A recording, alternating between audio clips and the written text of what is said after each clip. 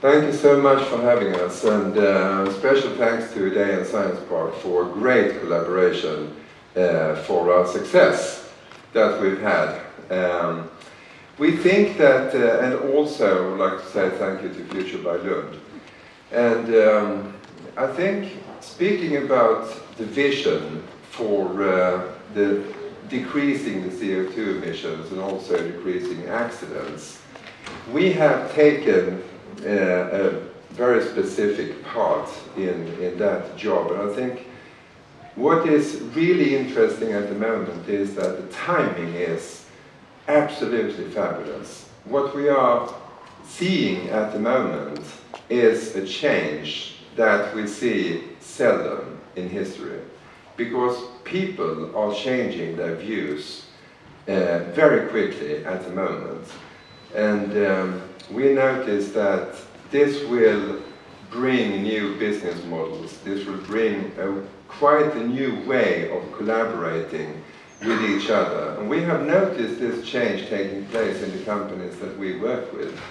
And although we don't think that there will be self-driving cars, autonomous vehicles, filling the streets in some time yet, we notice that the change in behavior in people and the next generation is taking place very quickly, really very quickly. And this brings a great hope for us all to achieve those goals that we are speaking about. And what we see is that the companies who are now starting to work in a new way, they are reacting to this change in different ways. And we think it's important to try to make everyone work together more. So that's what we're trying to contribute to. We are a hub of about 30 members since just a short while ago here in Lund and in the center of Skåne. We're working with the international view together with 7 other clusters in the world, especially the one in Stuttgart that Per was referring to.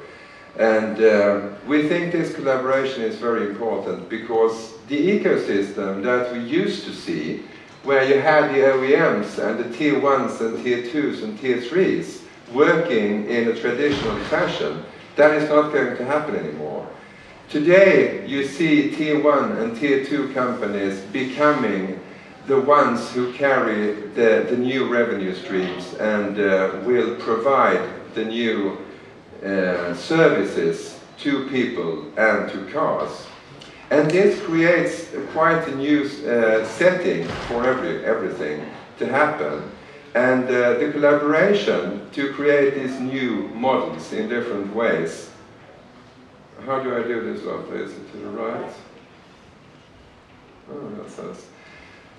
Collaboration is the key word, actually. And we think it's very important to do that because we are creating a new world, and we better try to understand it, because everyone saw what Google did to Nokia, and today we see Daimler and BMW working together, which is quite epic actually, if you think about it. And you have very funny constellations going on between Koenigsegg, NERVs, and real estate owners from China. It's quite a new scenario, and we need to understand that.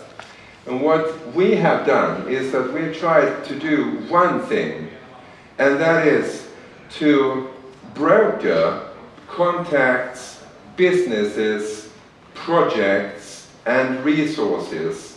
One of the resources, just to mention something, is Sigma Connectivity Design House and Labs, which are just across the highway, and which is quite unique in Europe. And we have had a lot of people from Baden-Württemberg who's come and who would like to use that. That's the things we are doing. We're taking a small part, but we are working very, very directly between those companies and facilitating business. So setting up the meetings, facilitating, thinking about different projects that these companies could do together, and facilitating these meetings and small think tanks, working very directly with business and following up to see that the business gets into results. As I already said, we think that this region we are in, we have about 30 members since just 4 months ago here, because of the unique competence that we have in this valley of Lund and Skåne. Really unique competence, and we are very interested or interesting to these other parts in Europe. We are maybe more interesting than you would realize. They are super interested in collaborating with us. We are trying to facilitate it in every possible way.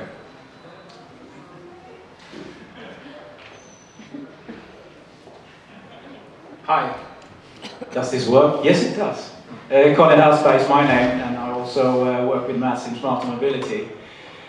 Our vision is basically, that was my voice. Sorry. Our vision is basically to put Skåne on the map, really, when it comes to this huge transformation that the automotive industry is actually undergoing.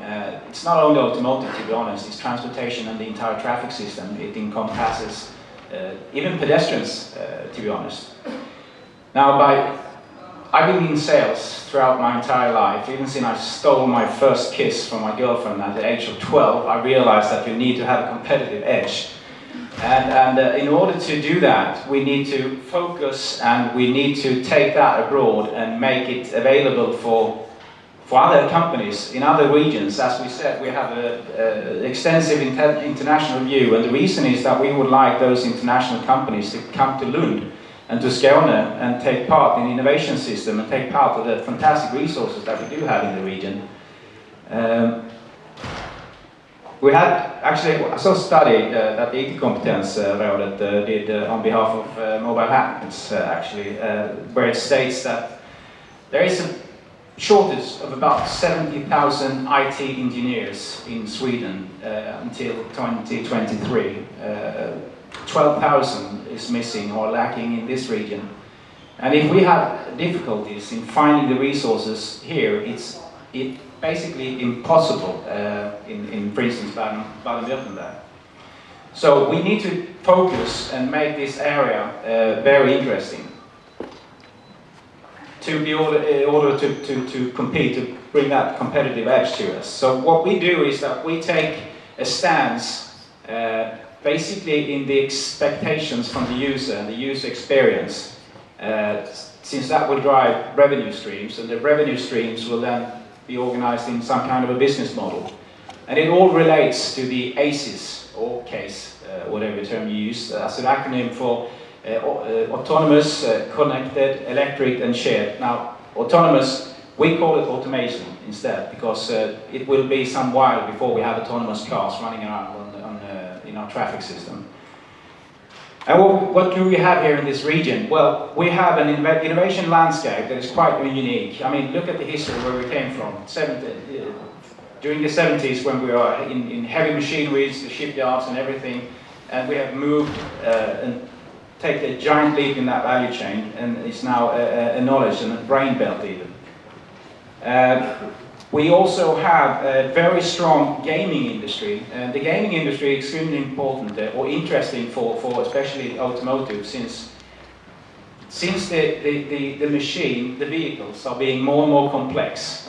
In order to bring trust to the user, the interface needs to be extremely good. Otherwise, it will be hard to get acceptance in the users to actually rely on the technology.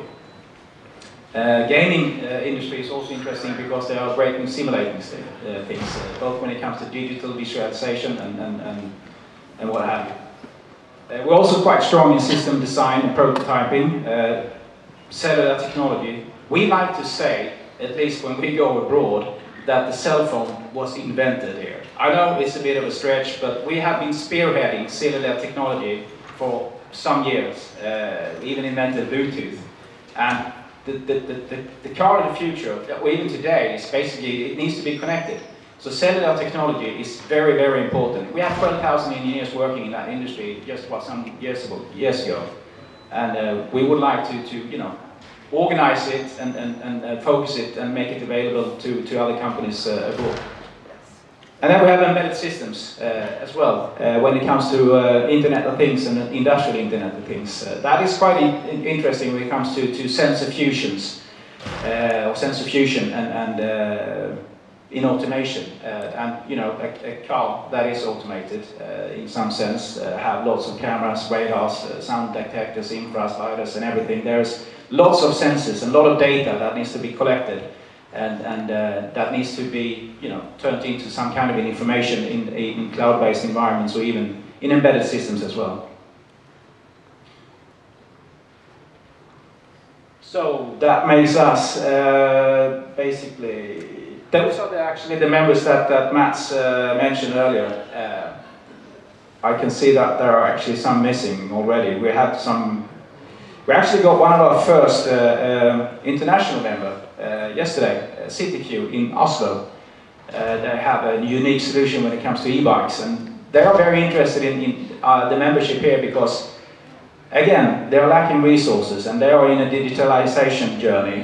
They are going to experiment, or they're actually going to embed technology into those e-bikes to make them basically automated. For various reasons actually, and various use cases. And we realized they don't have the resources in Oslo. We do. So he was quite interested in becoming a member of our hub in order to get some help when it comes to that resources. But as you can see, our members, they span from left to right, from down to low. They are everywhere. We have a couple of OEMs. We also have some experts in e-mobility. We have utility companies. We have a couple of municipalities as well. Helsingborgs Hamn is a marvelous test bed actually for our autonomous trucks, and we're actually in a project there at the moment. Yeah, and of course, I don't want to lose, William is here, I guess. Yes, William, Formula Student. We are a very proud member of Formula Student and vice versa, because we believe, again, the resources, we need to fill it up, the pool of resources, and Formula Student are doing a fantastic job in that sense. And they need help. Just a small hint. So basically, that was us. Thank you very much.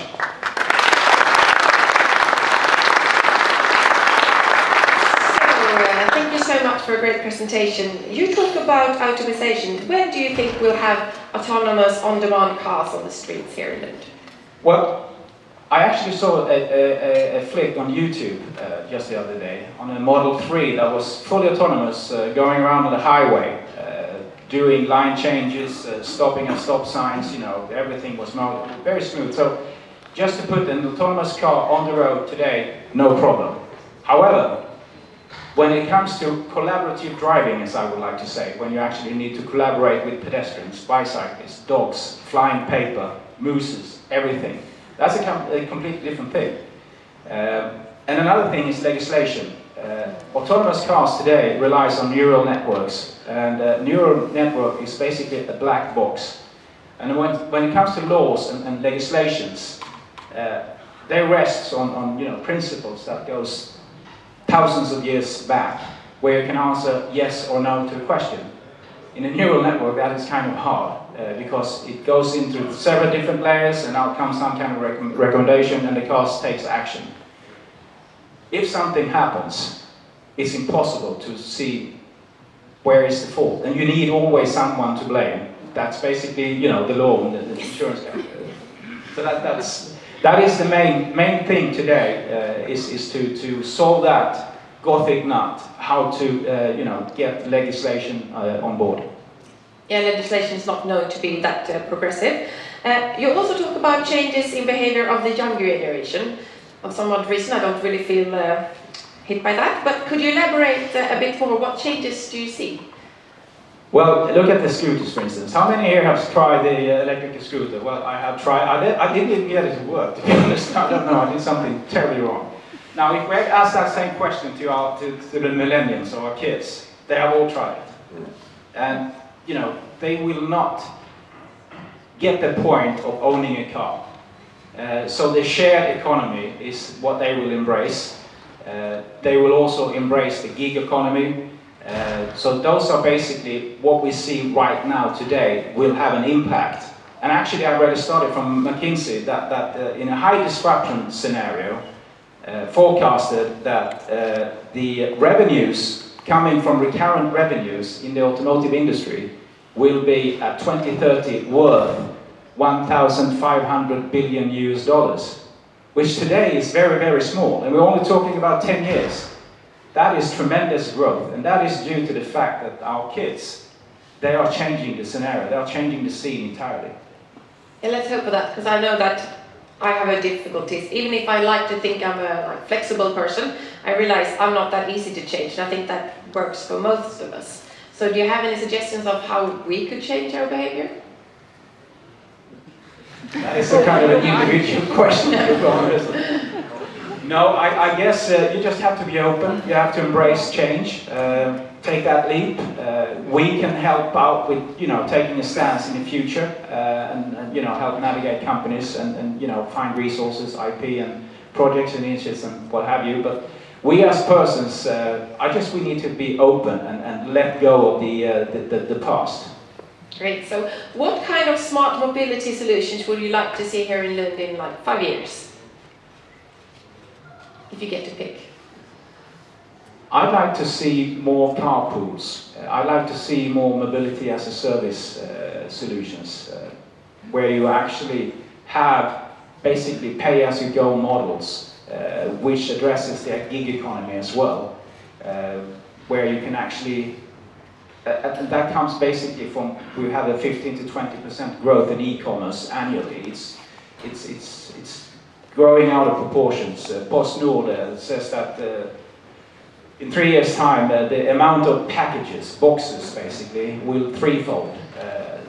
It's not sustainable. That is not an economy that will work, and we need to do something very, very different. And I think the gig economy, I think the shared services, especially when it comes to mobility, and easy business model to take possession of a car without investing tons of money in it, will be a solution for that. Okay, great. Thank you so much for